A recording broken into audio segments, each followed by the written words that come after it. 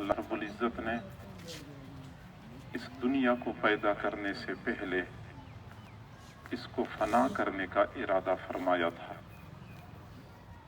ابھی بچہ پیدا نہیں ہو چکا ہوتا کہ اس کی موت کا وقت متعین ہو جاتا ہے۔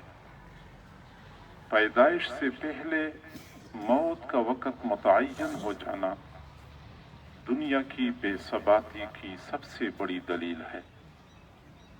وہ لوگ خوش قسمت ہوتے ہیں جو اس حقیقت کو سمجھ جاتے ہیں اور اس کی روشنی میں اپنے لیے راہ عمل متعین کرتے ہیں۔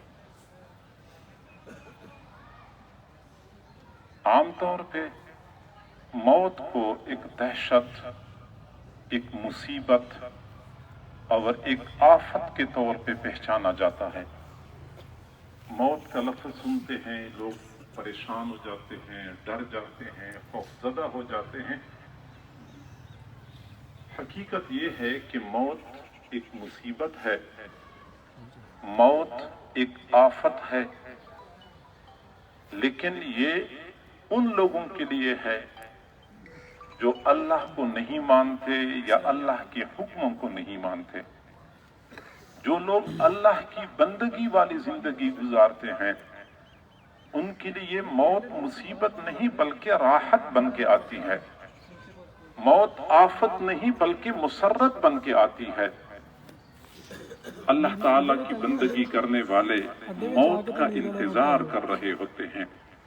حضور صلی اللہ علیہ وسلم کے قریب سے ایک جنازہ لے جایا جا رہا تھا۔ آپ نے حضرات صحابہ کرام سے پوچھا، مستریح او مستراح منہ، یہ بندہ جو فوت ہوا ہے یہ مستریح ہے یا مستراح منہ ہے؟ صحابہ نے پوچھا، اللہ کے نبی یہ مستریح کیا ہوتا ہے، مستراح منہ کیا ہوتا ہے؟ فرمایا کہ جب نیک بندہ فوت ہوتا ہے وہ دنیا کی پریشانیوں سے، تھکاوٹوں سے، مشکلات سے راحت پاتا ہے موت کے ذریعے، اور جو بندہ برا ہوتا ہے وہ مر جاتا ہے تو دنیا کی مخلوق اس کے مر جانے کی وجہ سے راحت پاتی ہے۔ تو صحابہ نے کہا کہ یہ تو مستریح ہے، یعنی نیک آدمی ہے، فوت ہو جانے سے اس نے مشکلات سے، مصائب سے راحت پائی ہے۔ تو حضور صلی اللہ علیہ وسلم نے فرمایا، اب آ جاؤ اپنے بھائی کا جنازہ پڑھ لو۔ معلوم ہوتا ہے کہ جو لوگ نیکی تقوی والی زندگی گزارتے ہیں موت کے ذریعے ان کو راحت مل جاتی ہے، پریشانیوں سے، تھکاوٹوں سے، مشکلات سے سرور اور سکون تک منتقل ہو جاتے ہیں۔ جن مرحومہ کے جنازے میں ہم اس وقت موجود ہیں، زندگی قابل رشک، موت بھی اچھی، 30 سال مسلسل قرآن کی خدمت کی، قرآن پڑھایا۔ یہ تو پڑھایا ہے 30 سال مسلسل، پڑھا ہے تو پڑھنے کا دورانیہ اس کے علاوہ ہے۔ تو جس مرحومہ نے 30 سال مسلسل قرآن پڑھایا، 20 نہیں سینکڑوں بچیوں نے ان سے قرآن پڑھا، ناظرہ پڑھا، حفظ پڑھا۔ علامہ ابن قیم رحمت اللہ علیہ فرماتے ہیں کہ سعادت مند بندہ وہ ہوتا ہے جس کی آنکھیں تو بند ہو جاتی ہیں لیکن پیچھے سے ملنے والا اجر بند نہیں ہوتا، اجر کا سلسلہ اسی طرح جاری و ساری ہوتا ہے۔ قرآن پڑھنے پڑھانے والوں کے لیے ان کے شاگرد، ان کی اولادیں صدقہ جاریہ بن کے تسلسل کے ساتھ نیک اعمال ان تک پہنچاتے رہتے ہیں۔ اس حوالے سے مرحومہ قابل رشک اور سعادت مند۔ پھر آپ لوگوں کو معلوم ہے کہ درخت اپنے پھل سے پہچانا جاتا ہے، والدین اولاد کے ذریعے پہچانے جاتے ہیں۔ اولاد کو دیکھ کے اندازہ لگایا جا سکتا ہے کہ والدین کس پائے کے لوگ ہیں۔ مرحومہ نے اپنی اولاد کو جس طرح خود قرآن پاک کے ساتھ ان کا تعلق تھا، ان کے خاوند قاری ندیم اختر صاحب بھی ماشاءاللہ حافظ قاری ہیں اور مسلسل ایک ادارہ میاں بیوی مل کے چلا رہے تھے، پھر انہوں نے اپنی اولادوں کو قرآن کا حافظ بنایا، قرآن کا قاری بنایا، عالم بنایا، بیٹی عالمہ، بیٹا عالم بن رہا ہے، دوسرا بیٹا حافظ۔ یعنی یہاں سے معلوم ہوتا ہے کہ یہ گھرانہ کس قدر سعادت مند ہے اور کس قدر خوش قسمت ہے۔ یہی اولادیں ہوتی ہیں، یہی शागिर्द होते हैं जो मरहुमीन के लिए फिर बाद में सदका जारिया बनते हैं। एक मोमिन के लिए बहुत बड़ी सआदत की बात होती है कि जब वो फौत होता है तो उसके अपनों में कोई बंदा ऐसा हो जो जनाजा पढ़ाने की अहलियत रखता हो, बेटा हो जनाजा पढ़ाने की अहलियत रखता हो, भाई हो जनाजा पढ़ाने की अहलियत रखता हो। इस हवाले से भी मरहुमा सआदतमंद थी कि उनका बेटा है माशाल्लाह आलिम बन रहा है जामिया रब्बानिया में, और वो भी जनाजा पढ़ाने की सलाहियत रखता है, अभी आखिरी सालों में है, आलिम बनने वाला है। इनके खावंद जो हैं कारी नदीम अख्तर साहब, वो माशाल्लाह जनाजा पढ़ाने की सलाहियत रखते हैं।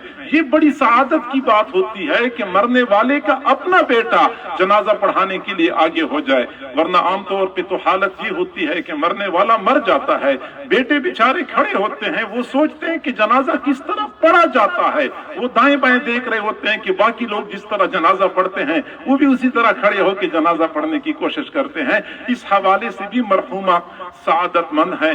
बाकी उनकी जो मौत हुई है वो मौत भी शहादत की मौत है, ये और ज्यादा एजाज और खुशी की बात है। तो मैं ये कह सकता हूँ कि मरहुमा की जिंदगी अगर काबिल रशक थी तो मौत भी काबिल रशक है।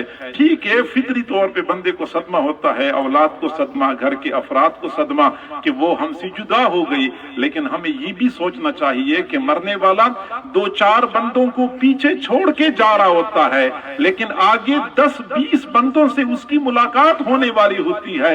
मरहुमा के अपने अजीज व अकारिब आगे जा चुके हैं, वहां उनकी मुलाकात होगी। तो अगर 5-10 बंदों से बंदा जुदा होता है, आगे 10-20 बंदों से उसकी मुलाकात होनी होती है, और जो पीछे रहने वाले हैं उन्होंने भी 2-4 साल के बाद आगे जाना होता है, तो आगे मुलाकातें होनी होती हैं। ये जो हम कहते हैं इन्ना लिल्लाहि व इन्ना इलैहि राजिऊन, इसका माना यही है, इन्ना लिल्लाह, हम अल्लाह के हैं। जब हम अल्लाह के हैं तो हमारे बारे में अल्लाह की मर्जी चलती है। एक आदमी के पास कुर्सी होती है, चाहे वो कमरे में रखे, चाहे बरामदे में रखे, चाहे बाहर रखे, उसकी अपनी कुर्सी है। इसी तरह हम अल्लाह के हैं, अल्लाह हमें इस दुनिया में रखे हम राजी, अल्लाह हमें आखिरत में ले जाए तो हम राजी।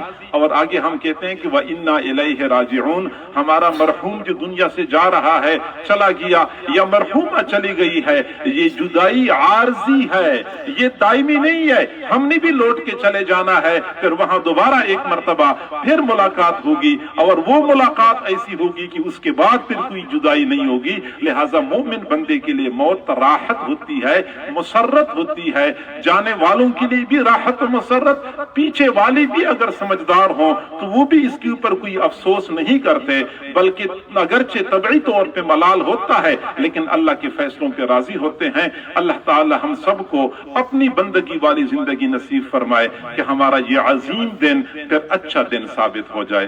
जज़ाकुमुल्लाह। जनाजा पढ़ते हैं। जनाजे की नियत फरमा लें और